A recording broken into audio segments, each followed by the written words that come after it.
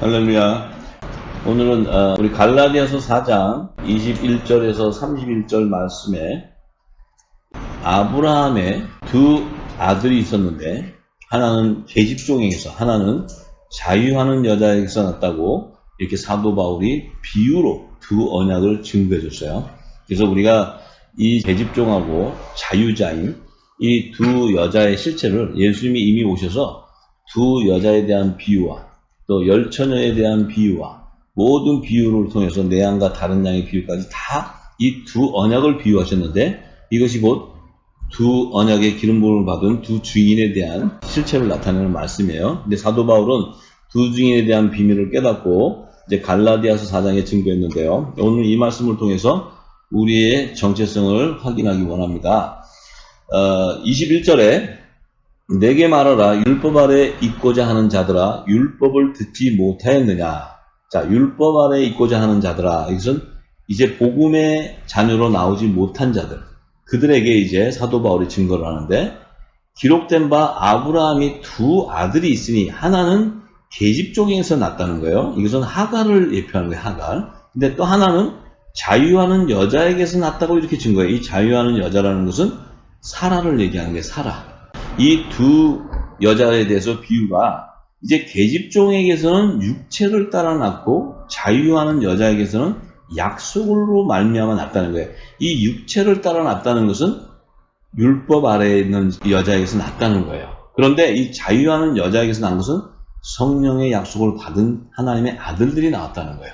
그래서 사라를 통해서는 약속의 씨가 나오게 되고 하갈을 통해서는 이제 육체를 따라 낳는 율법 아래에 있는 종들의 열매들을 나타내는 뜻인데 이것을 사도 바울은 이것은 비유라는 게 이 비유인데 이 여자들은 두 언약이라고 이렇게 얘기해서 두 언약.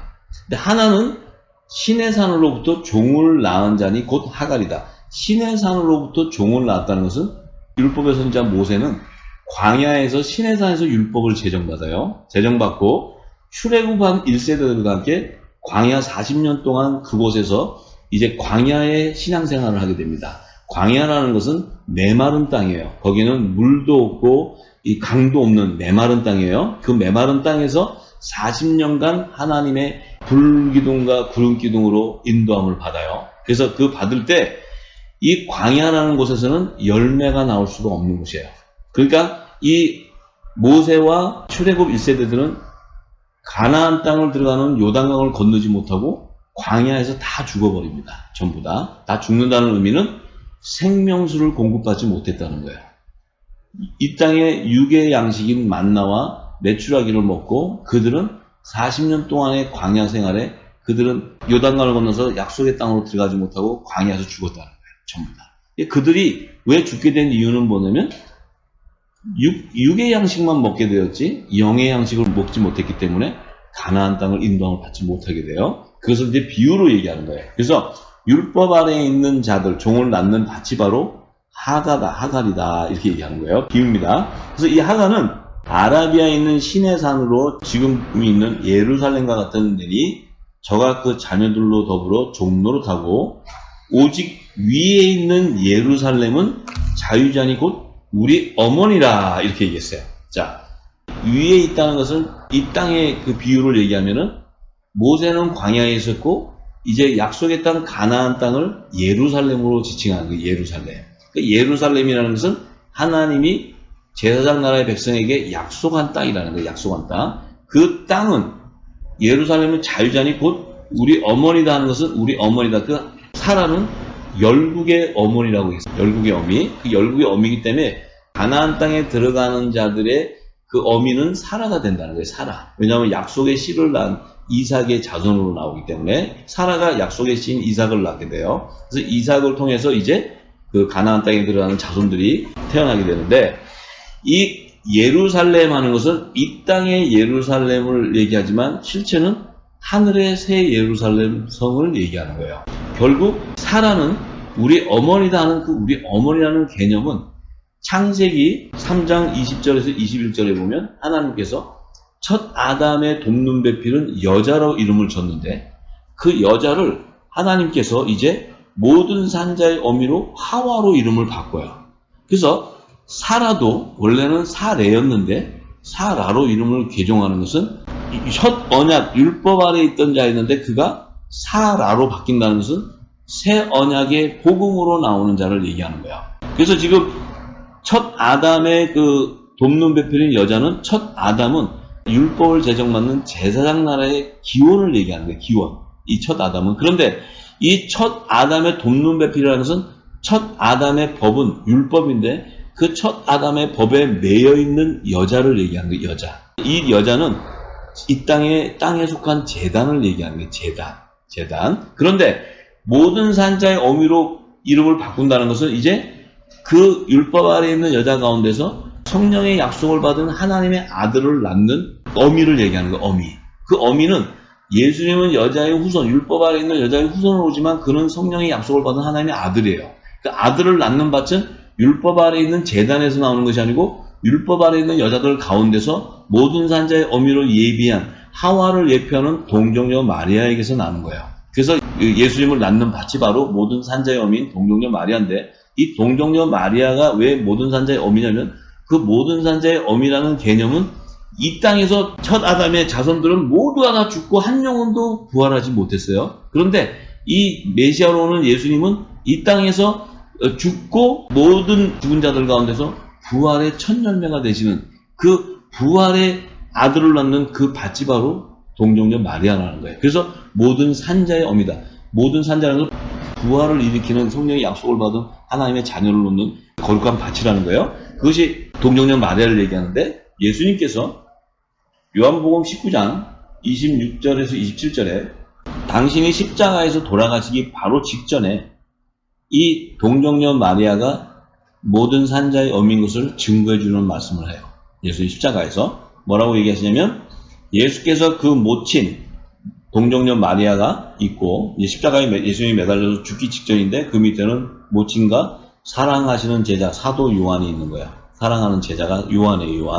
요한과 곁에 있는 것을 보시고 자 다른 제자들은 지금 베드로는 물고기 잡으러 갔어요. 예수님 십자가 지고 갈 때 다 갔는데 사도 요한은 예수님이 십자가를 지고 가는데 끝까지 쫓아가서 그 십자가 밑에서 예수님이 돌아가시는 걸 봤어요. 왜? 그는 마지막 때 사명자였기 때문에 그래요. 사도 요한은. 그래서 예수님이 가장 사랑하는 제자였다는 거예요. 근데 그 제자가 곁에 있는 것을 보시고 모친 마리아에게 이렇게 얘기해요. 여자여 보소서 아들이니다. 이렇게 얘기해요. 이 여자여 하는 건 당신의 율법 아래 있는 여자들 가운데서 모든 산자의 어미로 예비해놓은 자라는 거야.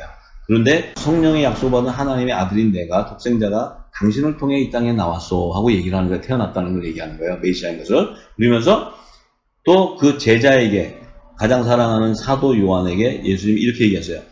저 동정녀 마리아가 모든 산자의 어미로 하나님이 예비하신 거룩한 밭인데 내가 거기서 나왔기 때문에 너도 하나님의 아들, 자녀이기 때문에 저 동정녀 마리아, 모든 산자의 어미로 예비한 동정녀 마리아가 내 어머니다. 이렇게 얘기하는 거예요. 내 어머니다. 그러니까 육적인 어머니를 얘기하는 것이 아니고 영적으로 너는 이 땅에서 육의 몸을 갖고 있는 흙으로 지은 그 종의 형체를 입고 있지만 너는 하늘에서 난 하나님의 아들이라는 거예요.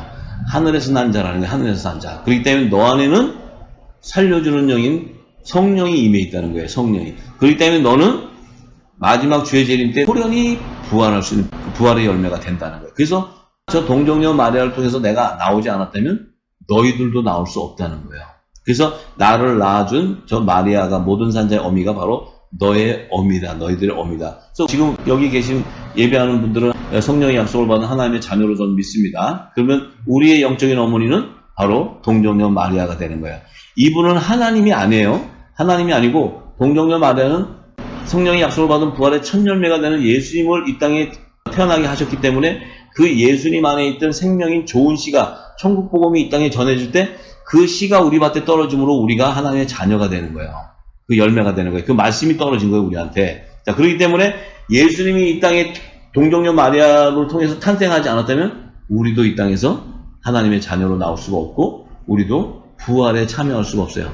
예수님의 지체로서 예수님이 공중재림하실 때 혼인잔치에 우리가 청함을 받을 수가 없다 이 말이에요. 그렇기 때문에 그 어미다 하는 것은 이 창세기 3장의 에덴 동산에서 하나님께서 모든 산자의 어미로 하와를 예비하는 것은 장차 약속의 씨를 낳는 사라를 예비하는 것이고 그 약속의 씨가 나오는 그 아브라함의 4대손은 영적 하나님의 자손, 그 자손은 요셉을 얘기해요. 그 요셉을 낳는 밭은 라헬이에요. 라헬.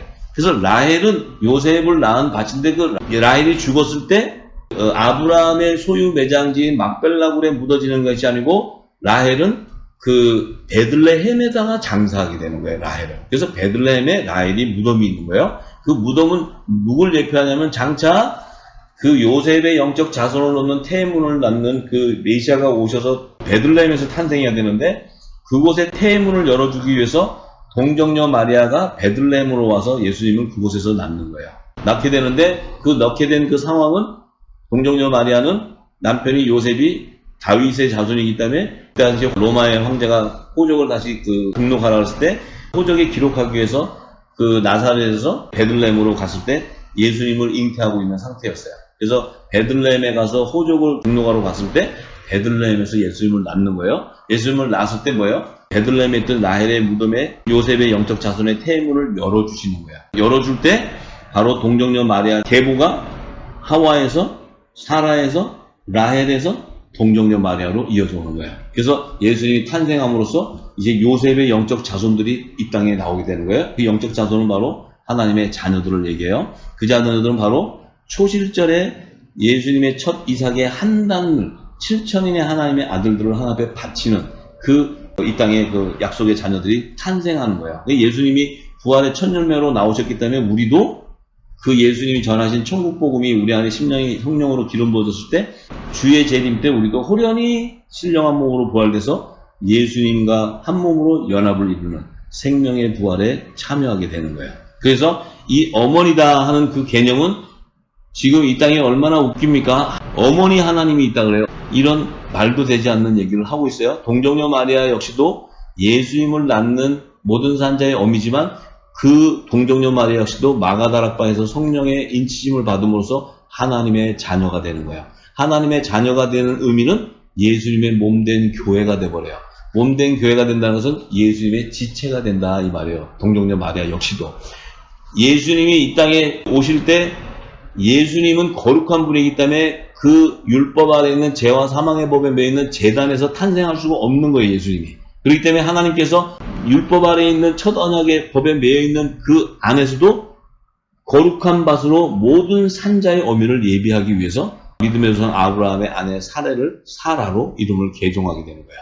그래서 우리가 이 비유를 알아야 예수님이 오시는 계보를 이어가고 예수님이 탄생하는 그 메시아의 탄생에 대한 거룩한 밭을 예비하는 구속사의 비밀을 알아야 돼요. 그걸 모르면 지금 어머니 하나님이라 그래요. 어머니 하나님. 하나님이 성부 아버지 하나님 있고 어머니 하나님이 하늘나라에서 결혼해갖고 자식을 낳아요? 그런 의미가 아니거든요. 그런데 지금 어머니 하나님을 믿는 종교가 나오고 있어요. 지금 캐톨릭에서도 이 성모 마리아를 추앙하고 있어요. 성모 마리아는 예수님의 지체예요. 지체. 하나님의 자녀일 뿐이에요. 그렇지만 예수님이 오실 때 예수님을 낳는 거룩한 밭으로 예비하는 거예요. 그래서 마리아의 남편 요셉은 오순절날 마가다락방에서 하나님의 자녀로 인치심을 받지 못해요. 요셉은 오순절날 전에 죽어요. 그래서 요셉은 유다 지파의 이스라엘 12지파의 종으로 구원받는 거예요. 요셉은. 근데 동정녀 마리아는 율법 아래에 있었지만 그는 메시아를 낳는 그 다투를 예배이기 때문에 그는 율법 아래에 있는 여자에서 아들의 명분으로 세워진 거예요. 그래서 그 동정녀 마리아는 하나님의 자녀가 되는 거예요. 하나님의 자녀. 그러니까 어머니 하나님이 아니에요. 어머니 하나님. 대신에 메시아를 낳는 거룩한 밭으로 예비한 거예요. 그것은 예수님이 오는 계보를 하나님께서 정해준 그 계보에 마지막에 동정녀 마리아를 예비해놓고 그 동정녀 마리아를 통해서 예수님이 이 땅에 말씀이 잉태되어서 그 안에 예수님이 아들의 영, 말씀이 잉태됐다는 것은 그 말씀은 창조의 능력이 있어요. 그래서 예수님이 이 땅에 마리아의 이 몸에 임했을 때 창조의 능력이기 때문에 예수님이 성육신 할 수 있는 거예요. 성육신. 말씀이 육신이 되는 거예요.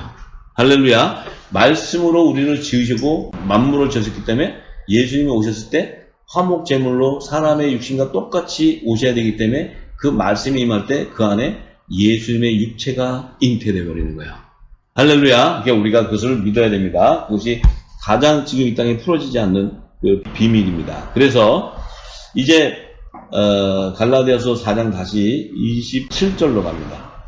자, 26절에는 오직 위에 있는 예루살렘은 자유자니 곧 우리 어머니라. 이것은 모든 산자의 어미로 예비해 놓은 사라, 그 다음에 동정녀 마리아를 예표한다고 제가 말씀드렸어요. 그런데 27절에 기록된 바 잉태치 못한 자여 즐거워하라. 그렇지 못한 자여 소리질러 외치라. 이는 홀로 사는 자의 자녀가 남편 있는 자의 자녀보다 많음이라 하였으니. 자, 홀로 사는 자의 자녀가 남편 있는 자의 자녀보다 많다는 것은 이 하갈은 아브라함에서부터 쫓겨나서 광야로 쫓겨났어요.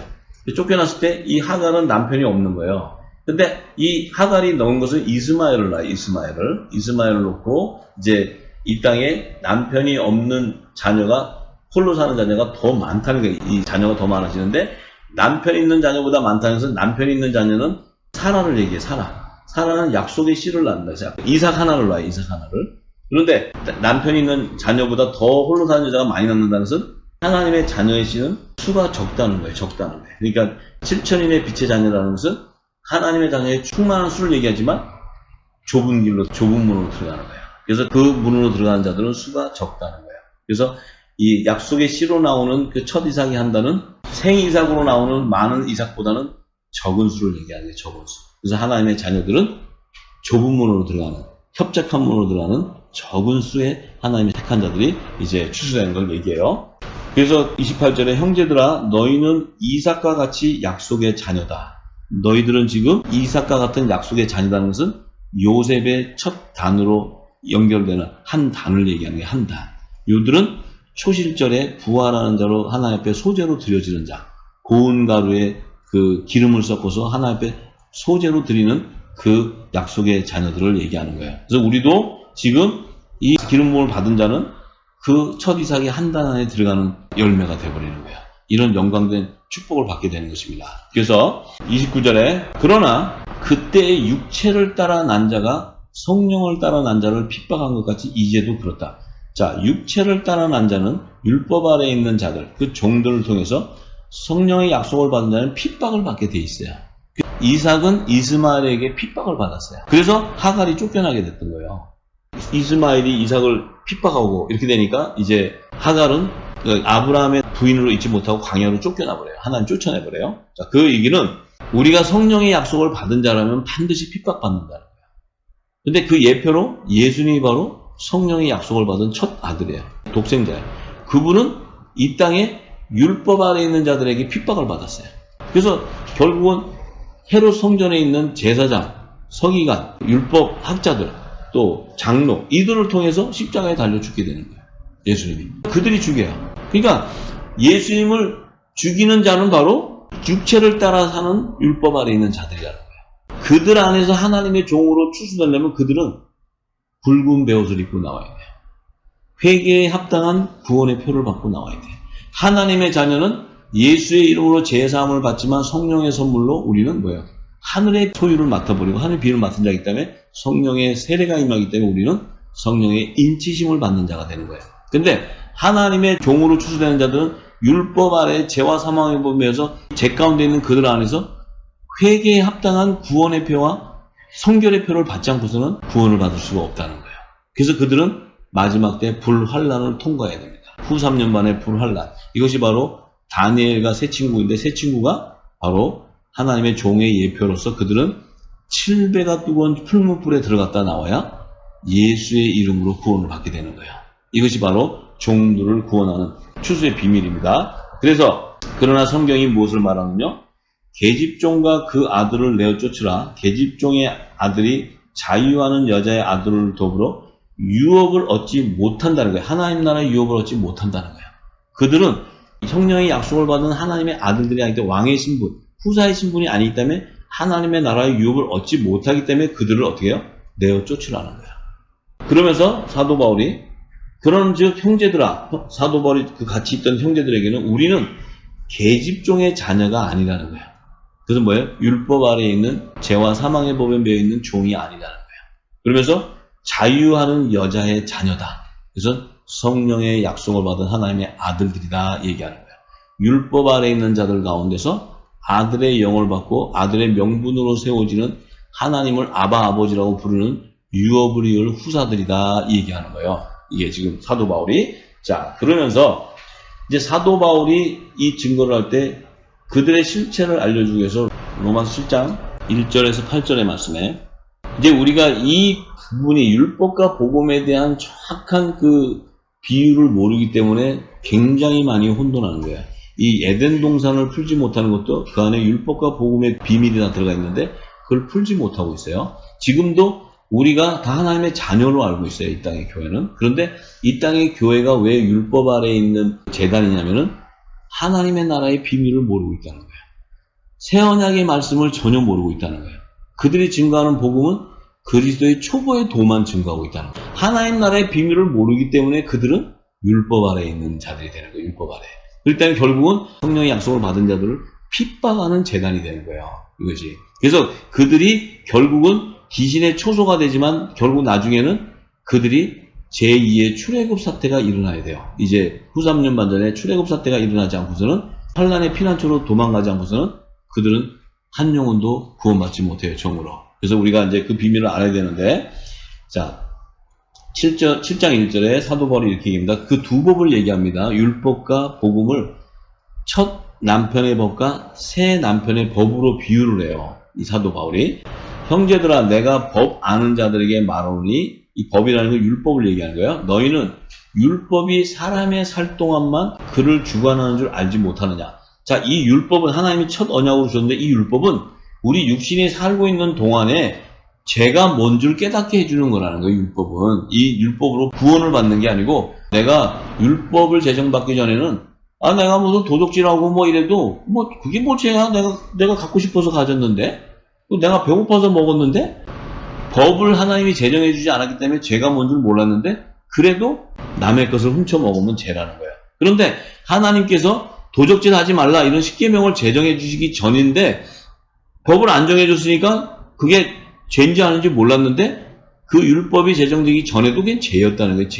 죄. 그런데 율법을 제정해 준 것은 너가 이렇게 하는 것은 부모한테 공경 안 하는 건 죄고 하나님 우상 숭배하는 건 죄고 이렇게 가르쳐줬어요. 그러니까 이제 이게 죄구나. 네가 육신을 갖고 사는 날 동안만 적용되는 법이라는 거예요.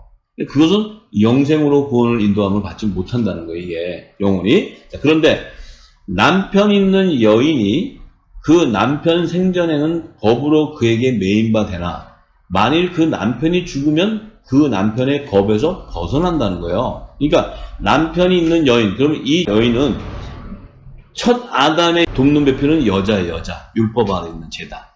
그 다음에 새 언약의 부인은 하나님의 아들들이에요. 하나님의 아들들. 하늘의 성전.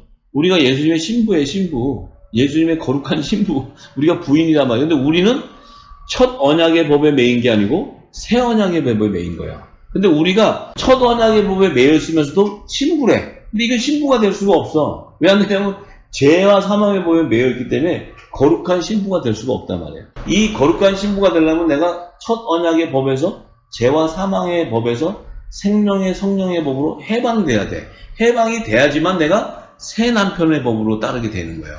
지금 사도 바울이 이 얘기하는 거예요. 그러니까 만일 그 남편 생전에 다른 남자에게 가면 음부라고 이렇게 얘기해요. 이거 좀 말을 사도 바울이 쉽게 얘기해. 내가 좀 다시 풀어줬으면 로마서를 쉽게 풀어줄 수 있을 거야. 근데 이게 그 남편 생전에 다른 남자에게 가면 음부라고 이렇게 얘기해요. 음부라는 건 뭐예요? 그냥 지옥 간다는 게 지옥, 그 죄종으로 간다는 건데 그 남편이 살아있는데 다른 남편한테 간다면은 뭐예요? 이게 이제 말하자면 음란이죠. 음란. 근데 영적 음란을 얘기하는데 이 얘기가 뭐냐면 내가 첫 언약의 법에 이렇게 매여 있는 상태에서 다른 남자한테 가는 거예요. 다른 남자? 다른 남자 간다는 것은 예수님한테 가는 게 아니고 다른 남자 뭐냐면 다른 종교를 믿는 거예요. 다른 종교. 내가 이 첫 언약의 율법에 매여 있는데 불교를 믿어. 그러면 이것은 음부가 된다는 거예요. 음부. 잘 들으세요. 자, 그리고 남편이 죽으면 그 법에서 자유케 되나니 자, 남편이 죽는다면 첫 언약의 법에서 내가 죽고 죄와 사망의 법에서 해방돼서 생명의 승리가 온다면 자유케 되는데 다른 남자에게 갈지라도 음부가 되잖아. 내가 자유케 되었을 때는 다른 남자에게 간다는 것은 그리스도에게 간다는 거예요. 그리스도. 내가 자유케 되었다는 것은 율법에서 벗어났다는 거예요. 벗어났다는 것은 죄와 사망의 법에서 생명의 성령의 법으로 벗어났을 때 내가 다른 남자에게 간다는 것은 새 언약의 남편인 예수 그리스도를 간다는 거예요. 그 갈 때는 음부가 되지 않는다는 거예요. 음부가. 자, 이게 아주 굉장히 어렵게 표현을 해놨는데 어려운 게 아니에요. 잘 들으면. 자, 그러므로 형제들아, 이제 그 뒤에 설명을 해줘, 4절에. 너희도 그리스도의 몸으로 말미암아 율법에 대하여 죽임을 당하였으니, 이 얘기는 너희는 율법 아래서 죄와 사망의 법에 매였는 너희가 생명의 성령의 법으로 해방됐다는 거예요. 그래서 너희가 그리스도의 몸이 되었다는 거예요. 몸이 되었는데, 이는 다른 이, 곧 죽은 자 가운데서 살아나신 이에게 가서, 다른 이 하는 것은 새 언약의 중보자로 오신 예수님을 얘기하는 거예요. 예수님. 그러니까 다른 이, 곧 죽은 자 가운데서 살아나신 이유는 뭐냐면 예수님이잖아요. 예수님. 예수님에게로 가서 우리로 하나님을 위하여 열매를 맺게 하려 한다는 것은 하나님을 위하여 의의 열매를 맺게 된다는 거예요. 의의 열매. 그것은 뭡니까? 율법 아래 죄와 사망의 법에 매였던 거기서 죽고 생명의 성령의 법으로 해방돼서 예수님에게로 갔다는 것은 하나님의 자녀가 되는 열매가 됐다는 거예요. 하나님의 자녀가 되는 열매. 그것은 곧 의의 열매가 됐다는 거예요. 의의 열매. 내가 율법 아래 있는 자들 가운데서 예수의 피로 속량해서 하나님의 아들이 되는 명분으로 세워졌다는 거야. 그래서 이제는 내가 종이 아니고 하나님의 나라의 유업을 이룰 후사가 되었다는 거야. 이 얘기하는 게 지금 사도 바울. 그러니까 첫 언약의 법에 매였던 우리가 성령의 약속을 받은 자로서 성령의 세례를 받게 됨으로 아들의 영을 받게 됨으로써 우리가 자유케 됨으로써 새 언약의 남편인 예수님에게로 갔다는 거예요. 그럼 우리는 예수님의 거룩한 신부가 되었다 이 얘기하는 거예요. 지금 신부가 되었다. 그러니까 율법에서 복음으로 가게 됐다는 거예요. 첫 남편의 법에 첫 언약의 법에서 새 언약의 법으로 우리가 옮겨졌다 얘기하는 거예요. 할렐루야. 이걸 좀 너무 어렵게 얘기해서 사도 바울이 좀 쉽게 열매였는데 안 가르쳐 주려고 막 어렵게 이게 꼬아놨어요. 자, 그렇게 되니까 그 다음 절을 자꾸 봐야 돼요. 자, 우리가 육신에 있을 때에는 율법으로 말미암아 죄의 정욕이 우리 지체 중에 역사하여 우리로 사망을 위하여 열매를 맺게 했다는 거예요. 우리가 율법 아래 있을 때는 육신의 소욕을 따라가다 보니까 결국은 멸망당하게 됐다는 거예요. 그러니까 사망의 열매는 죄의 열매가, 죄의 종의 열매가 됐다는 거예요. 좀 전에는 4절에 뭐였어요? 예수님으로 감으로써 우리는 의의 열매가 됐다 했죠. 하나님의 의의 열매. 근데 지금 5절에는 뭐냐면 율법을 따라가게 되면 죄의 종욕을 따라 우리 안에서 육신을 따라가게 되므로 우리가 결국은 사망에 이르게 된다는 거예요. 그것은 멸망당하게 된다. 멸망당하게. 이제는 우리가 얽매였던 것에서 죽었으므로 죄와 사망의 법에 매여있던 것에 죽었으므로 율법에서 벗어나게 되었다는 거예요. 율법에서 벗어났으니 이러므로 우리가 영의 새로운 것으로 섬길 것이며 의문의 묵은 것으로 아니한다. 영의 새로운 것으로 섬긴다는 의미는 뭐냐면 하나님 나라의 비밀을 맡은 자가 된다는 거예요. 새 언약의 일꾼이 되었다는 거예요. 그것은 복음의 일꾼이 되었다는 거예요. 내가 율법 아래 있을 때 내 신분이 종의 신분이 아니었고 내가 하나님의 아들이 되는 신분이 되었다는 거예요. 이 얘기하는 거예요. 지금 사도 바울이. 자, 그러니까 7절에 그런즉 우리가 무슨 말 하리요? 율법이 죄냐? 그럴 수 없느니라. 율법으로 만미암지 않고는 내가 죄를 알지 못하였으니, 자, 율법이 없었다면 죄가 뭔 줄 몰랐다는 거예요. 몰랐으니 곧 율법이 탐내지 말라 하지 아니었다면 내가 탐김이 뭔 줄 몰랐다는 거예요. 그렇기 때문에 율법을 제정해 주지 않았다면 우리는 계속 죄를 졌다. 그런데 그 율법 아래서 죄의 종로로 타고 있던 우리를 하나님이 생명의 성령의 법으로 자유케 줬다는 거예요. 그것이 바로 예수 그리스도의 진리의 말씀이 우리에게 임한 성령이 임했다는 거예요. 성령이. 진리의 성령이 우리에게 임해서 진리 가운데 인도함으로 예수님이 이 땅에 오셔서 천국의 비밀한 복음들을 다 깨닫게 됐다는 거예요. 깨닫게 되고 하나님 나라의 비밀을 맡은 새 언약의 일꾼이 되었다는 거예요. 그것이 바로 복음의 아들이라는 거예요. 자, 이 땅에서 우리가 복음의 아들이라는 그 실체가 뭐냐면 하나님 나라의 비밀을 소유했느냐요. 하늘의 비밀을 알았느냐요. 이 비밀은 영에 의해서 섬기게 된다. 영으로 해서. 우리가 기도할 때 방언이라는 것은 바로 하나님과 영의 기도를 하는 거예요. 영의 기도. 우리가 처음에 방언이라는 것은 랄랄랄라도 했을 때는 어린아이가 이제 응애에 태어난 거예요. 그렇지만 장성한 자가 돼서 영의 기도라는 것은 하나님과 내가 그의 나라와 그의 의를 구하는 비밀을 구할 때 그것이 바로 방언이에요. 방언. 그러니까 새 방언이라고 해요. 새 방언. 이 새 방언이라는 것은 천국 언어를 얘기하는 거예요. 천국 언어. 천국 말씀을 얘기하는 거예요. 천국 언어와 예수님이 하는 천국 말씀은 하늘의 비밀, 하늘의 소리. 이 땅의 소리가 아니고 하늘의 소리. 그러니까 제가 한국말로 지금 하나님 나라의 비밀을 얘기하면 여기 있는 분들이 못 알아들을 수 있어요. 왜냐하면 같은 한국말인데도 하늘의 비밀을 얘기하기 때문에 언더스탠딩 하기 힘들어요. 그 언더스탠딩 할 수 있는 것은 성령이 기름 부어줘야 알 수 있는 거예요. 그래서 성령이 인침이 되고 마가다락방에서 성령이 이름 배워 강림했을 때 제자들이 성령이 말하기에 따라 새 방언으로 말하게 된다는 거예요. 그 새 방언이 바로 천국의 비밀을 증거하는 하나님 나라의 예언을 선포하고 하나님 나라의 환상을 보고 꿈을 꾸는 그 비밀을 선포하는 것이 바로 천국 복음을 얘기하는 거예요. 천국 복음. 그래서 천국 언어, 한국말이라도 예수님이 말한 비유의 천국 언어를 풀어주는 것이 바로 새 방언이라는 거예요. 새 방언. 자, 우리가 그것을 잘 알아야 됩니다. 그래서 사도 바울도 이제 로마서 8장 1절과 2절에 이렇게 얘기하죠. 그러므로 이제 사도 바울이 이것 때문에 너무 괴로웠던 거예요. 사도 바울도. 왜냐하면 자기가 그 성령의 인침을 받았어도 그 안에 두 법이 싸우는 거야. 하나는 막 죄가 올라오고 하나는 성령이 물리고 막 둘이서 이게 옛날에 이 죄가 막 올라오는 거야. 왜냐면 이 육적인 그 죄의 종력이 막 올라오니까 이 이생의 자랑과 이게 올라오는데 이 성령이 워낙 강하게 이걸 누르고 결박시키니까 이게 두 법이 오는데 사도 바울이 8장에 선포해버려요.